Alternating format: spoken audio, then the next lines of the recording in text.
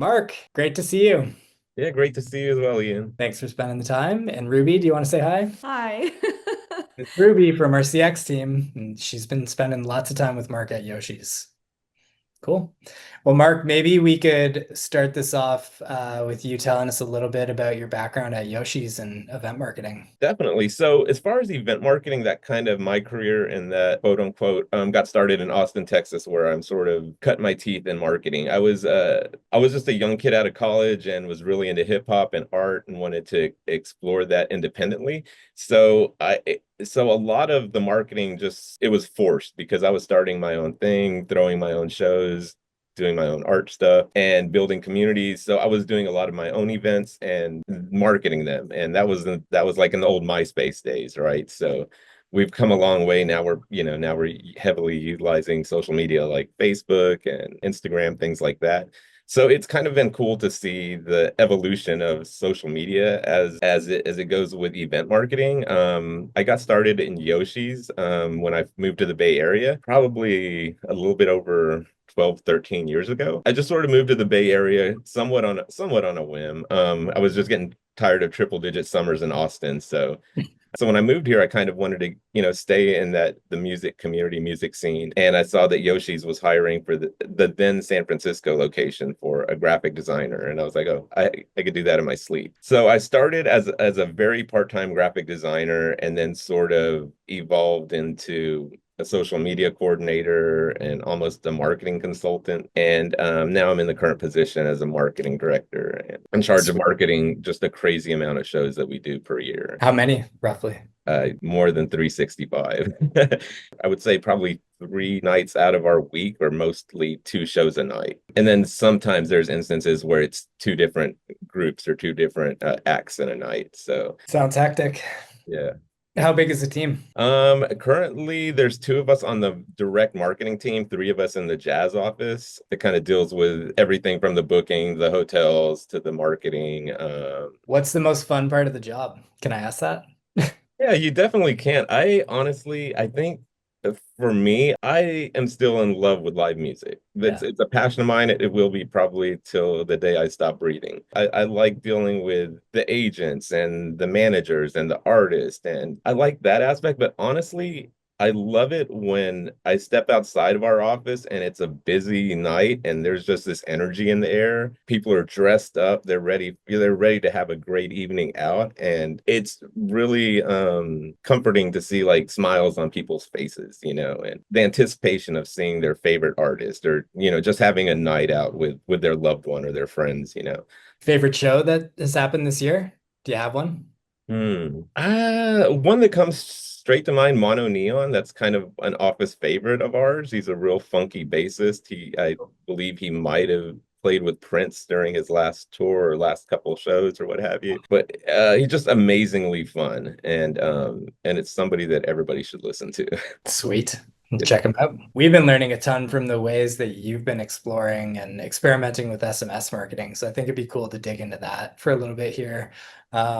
What initially motivated you to kind of start to play with SMS? What hesitations did you have? I'm not really sure, like when exactly did you start to adopt it? How long has it been? I feel it hasn't even been a full year, or if it has, it's just nearing a year.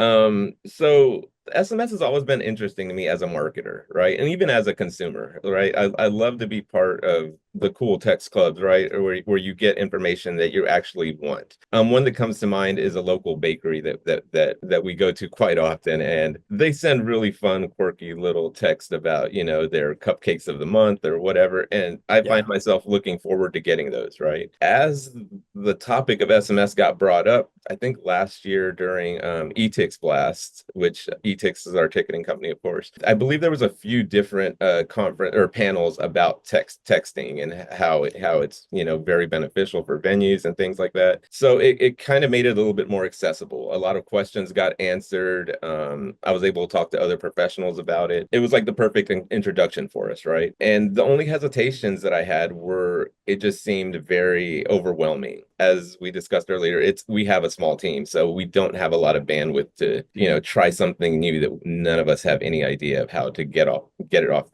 ground, you know. For And sure. honestly, that's where you guys came in. That's where Hive came in. That's where Ruby came in. Once the seed was already planted in my head, and then I was able to really have a good meeting with Ruby and discuss her background in e-commerce just made me feel ever so comfortable about doing this, about joining the SMS world, and just her experience and her enthusiasm. Honestly, like she's very passionate about SMS, and Shit. that shows, and it helped us get more enthusiastic about it, and we've been doing great. Like it honestly has been a lot better than I ever thought it could have been. And I still feel like we're just now in the growing and learning phase of it. Yeah. What parts were like easier than you expected, and what parts were maybe harder? I think the ease of it is the fun part, is having the idea of what are we going to use this for, right? And who is it going to get sent to? That's always kind of a fun thing. And the hard part, I could speak to various parts of that. The organization of everything is kind of difficult from the ground floor, like actually building out all the automations and making this, it's kind of, a lot of moving parts, and just setting it up where it could be as easy to sign up and as easy to be delivered as possible for our guests and for us. It's still kind of challenging. A lot of our segment building does get kind of confusing for us, with the ands and ors, the any's, and it kind of seems almost algebraic. I've said this, when talking about SMS to other event professionals. I'm like, when we're building these things out, it seems very algebraic, as far as being able to build out audience and stuff. So that gets a bit confusing. You do get used to it after a while, but even so, it takes a lot of looking at the same filters and the same pages just to make sure you're sending to who you want to send and not the opposite of who you want to send to, if that Is makes that because you're being more intentional with the targeting there than with email, or is it the interplay of the things that is making Yeah, I think definitely the intentionality is more there. And I think our ability to segment is a lot more in SMS. And I'll say twofold. One, because it's a new thing. So it's a new audience that we were able to work with, from 0 subscribers to however many we have now, Yeah. versus our email list has been built since the birth of email, probably. Our venue's been around 50 years. I honestly don't know when our email list got started. It was a pretty sizable one when I got here. I know that much. And the segmenting has never really been done properly. We've been through who knows how many ticketing companies in the last 50, 40, 50 years. So that data doesn't really move, it didn't really move. It probably wasn't as important 30 years ago, as much as segmenting is now. So it was kind of cool because I got started with a clean slate on text. And so I am able to get a lot more in the weeds on targeting and feel that I'm more successful in doing so. Whereas with email, even going back and trying to segment as best I can, it's still very generalized, and it won't ever be as highly targeted as we've made our SMS program be able to. cool. I think that maybe speaks a little bit to like SMS is such a direct personal channel. I think you guys have done a lot of really cool things bringing it to life. And I'm curious if you can story tell a little bit about some of that stuff and how it's impacted customer relationships with your guests. Like, how have you seen that manifest in them feeling a stronger connection to you guys as a brand? Yeah, I honestly haven't had like the one-on-one conversations too much, aside from people who are winning our contests. Like those are the people I have, and of course they're going to be happy, right? So I mean, yeah, I guess it's changed a few lives in the sense we brought a few more people to shows, and in our last few sweepstakes, we partnered with our hotels that we work with. So yeah, it's probably very memorable for these guests that win a night out on the town, I would also say the people that I haven't talked to, it's done maybe equally the same, like through our flash sales, through even our early announces. Like those have become very popular. We don't use them that much because in my eyes we don't have as much of those artists that are going to sell out like on announce, right? But we do have some that are going to be really popular, and people are going to get the warm and fuzzies if they're the first to know before anyone else. So yeah, I mean, again, I haven't had those conversations, but I'm sure they're happy with the value. That's something we strive to give those guests. Yeah, yeah. And I think the like playfulness of it also just helps the brand come out. Definitely. Maybe Ruby has examples or questions or stories there. Well, first and foremost, I feel honored to be a part of this conversation, just sitting here on the sidelines. But Mark, honestly, you know how I feel about your program because you've been so open to being creative with the outreach that you've done with your customer base. I particularly really appreciate and enjoy how you tied in the restaurant side of the business by, creating a text that was linking to OpenTable. And Ian, you may not be aware of this, but they have received some accolades from OpenTable, and they got an award or two, I think, a couple years in a row. And so I was like, well, you need to kind of use this as a way to, again, build value. And to your point, Mark, where people are standing outside and they're all dressed up and getting ready for a night out, your food and beverage service is a part of that. And so I love that you've started to approach your SMS plan holistically, like as to what are they actually experiencing once they're there. So maybe perhaps you can even talk about that, the open table text that you sent and how that pleasantly surprised you from a revenue. Yeah, definitely.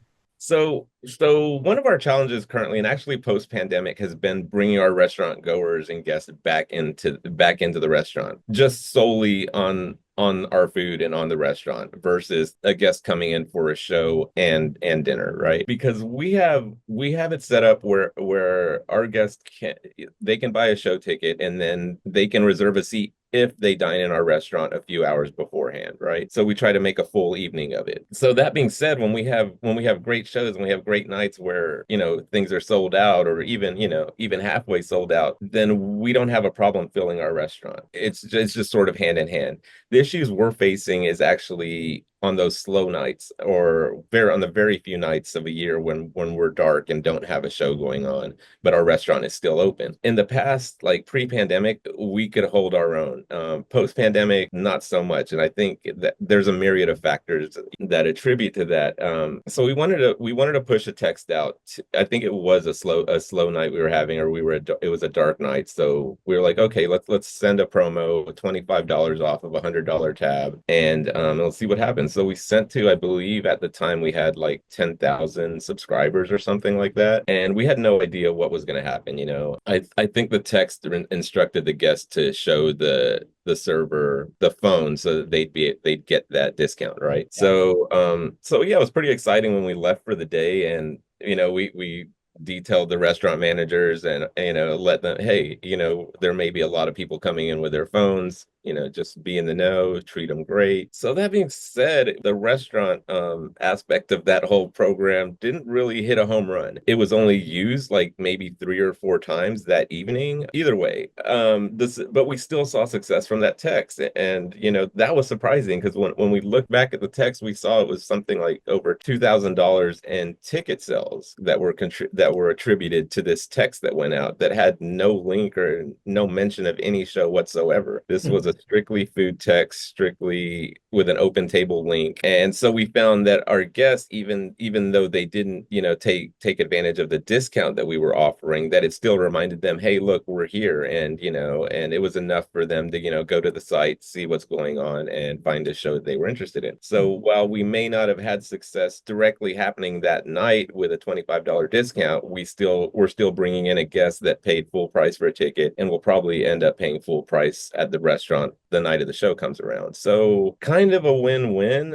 And we'd like to try that approach a few more times, fine tune it a little bit, but yeah, we were very happy on the accidental success of it. I think you were telling us earlier that your email and your SMS strategies are now like roughly at parity in terms of the revenue that they drive. And I'm curious if you could riff a bit on how you see those things and how you use each channel and the interplay between them. I always like to say it's a dance, right? The emails and the text, they work so well together. Our email, we built such a great cadence of how many emails we send a week. We generally send at least 3 emails a week. 2 of those are segmented and split. One of those goes to our full audience. So in knowing this, we sort of time our text in between those days most of the time. And I mean, I'm thinking more specifically with like when we use flash sales, we've been doing that quite often when needed. We're basically sending like a 50% off discount for a one show a week. And again, this isn't something that I necessarily want to do. It's more of a necessity at this point for some of our shows. And it's also a great value addition for our guests. So a win-win. So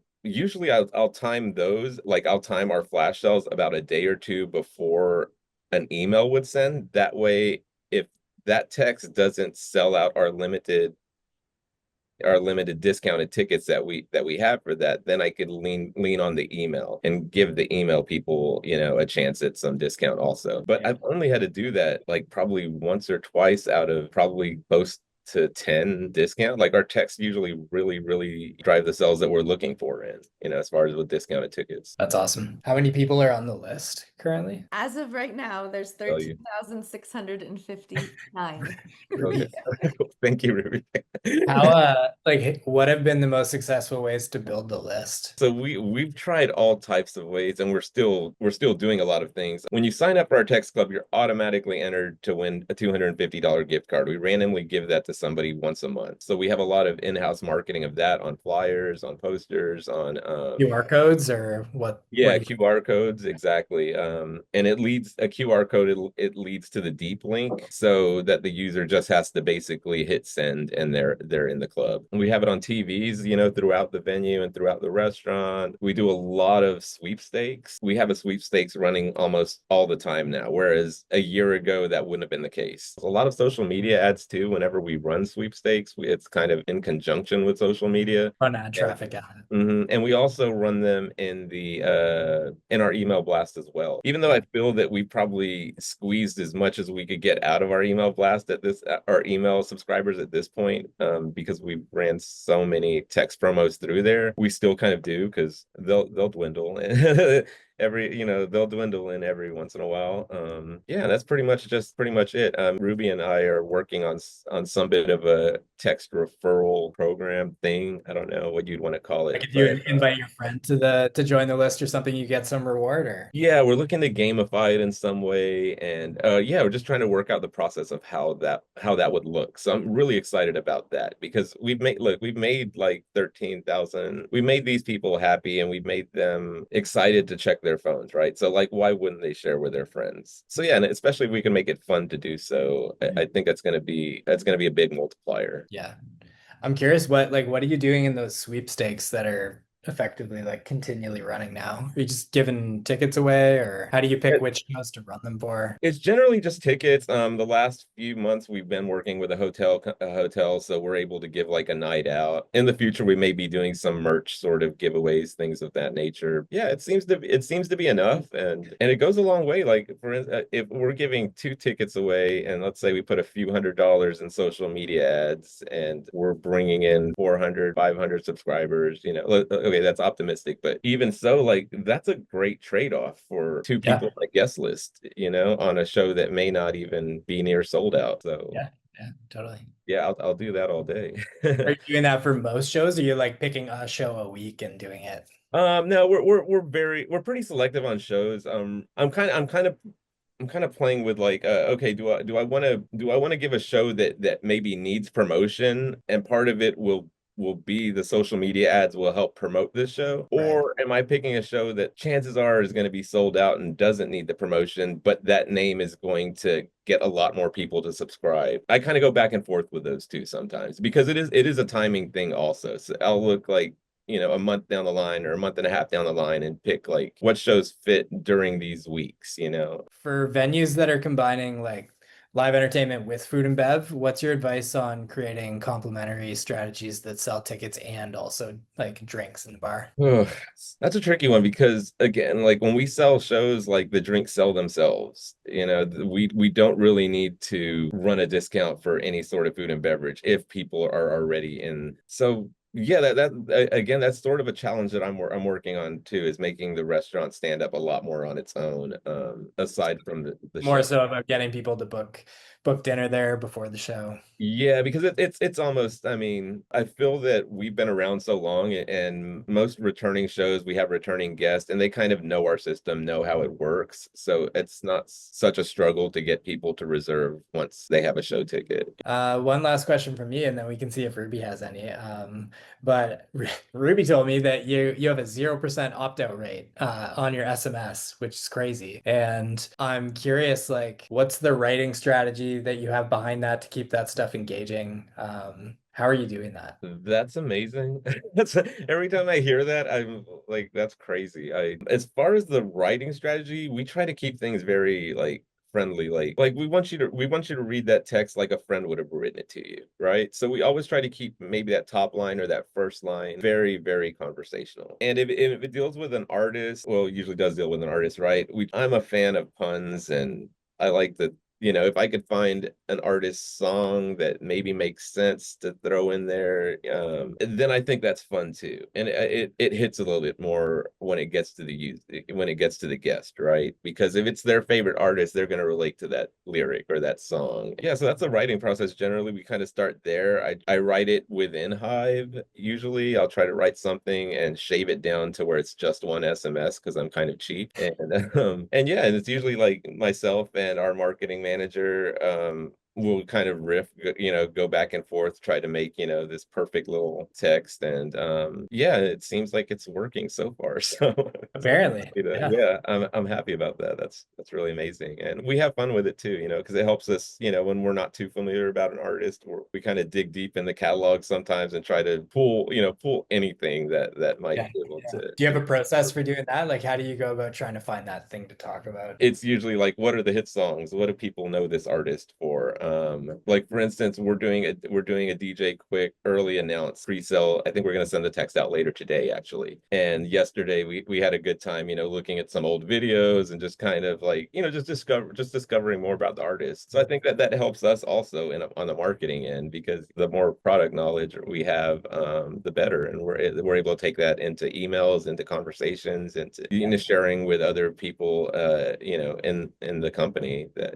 Yeah, for sure. Ruby, do you have any, what did we miss here? Honestly, I think this has been a really wonderful conversation. I do want to though like pay my my dues and my accolades to Mark and to his previous colleague Catherine, who has moved on to a different role. But those two, and now Midori, who will be joining in on our future calls. Again, just being so open and creative and wanting to be willing to test things. I've been appreciative of that because as our product has evolved and and we've had some product gaps that we've discovered that they got fixed, or we've created a feature that really answered some of the issues that we were having initially. It's been so wonderful to see their list grow exponentially. And I mean, we did start on November 5th of last year, Mark. That was the first text that you had sent. And you ran your first sweepstakes, which was Sheila E. That was the one that we kickstarted your program with. So to think that you are approaching 14K in terms of the amount of subscribers you have, and you have definitely, like, I'm rounding it down to zero because it's like 0.0 something 7% opt out. That is a testament to your cadence of how often you've been sending messages, who you're sending them to, and what value you've been providing. So I can't wait for us to work on, well, doubling your list through this referral program and then doubling your revenue. Yeah, I can't wait. Maybe you'll send an MMS a message Yeah, one of these days. yeah, I'll go crazy, right, and ball out. No, that it's amazing because now that I think about it, I remember when we were first getting started and getting a little momentum. Our goal by end of year was to get 10,000 subscribers, and Yeah. here we are, near 14. I think our new goal was 20,000. So we'll, We got we Q4. got a few months, We and we got have Black Friday sale, which actually, Ian, I should have brought up when you were talking about ways to we got people to sign up. That is actually one of our larger sign up initiatives, was What? having We did early access Black Friday Okay. to tech subscribers, but I mean, we did this. Of course, we did that through email blasts for our Yeah. current email subscribers, but we also made it a pop up on our website for, I think it may have been a week or 2 weeks or something like that. And I think that got I don't remember the amount, but there was a big jump because of that. Sweet. So it's kind of like a exclusive pre-sale for a block of shows. Yeah, so our Black Friday shows, I think we generally run like 20 to 25 different shows that we have on sale. Generally, I think 25% off or something like that. And so essentially, if you were part of the Text Club, you would get first dibs because with these discounts, we only do run them for like a set number of tickets per show. Yeah. So once they're gone, they're gone. So with the popular ones, maybe there were a few of them that were gone by the time we went for the general on sale Black Friday, right? So there was a lot of value that was given there, and I think it did create a lot of excitement. And I think it's very important that people got value from the get-go. Like a lot of these people signed up because they saw that pop up. And then a few days later, they get the text email, like, hey, you're the first to know. Here's a link to our sell shows. Go crazy. And and it sold a lot of tickets like before we even had our regular sell. You gonna do it again? Do it again this Definitely. year? Yeah, we'll definitely do it again. Sure. Any like fun new marketing tools or tactics that you've been playing with that have you excited? No, I'm just trying to build a cadence right now. As far like we have our emails pretty set. I'm trying to build our sweepstakes cadence, and so that's kind of my focus right now. I'd like, with the addition of a lot of the automations that Hive has built and allowed, like for the ability to have auto winners and have these winners automatically texted and non-winners automatically texted. I'm Yeah. trying to set that up so that I could basically have contest scheduled through the rest of the year and it being as Just hands off, yeah. hands off as possible. That's the dream. Kind of lets you focus on the fun, creative stuff. Exactly.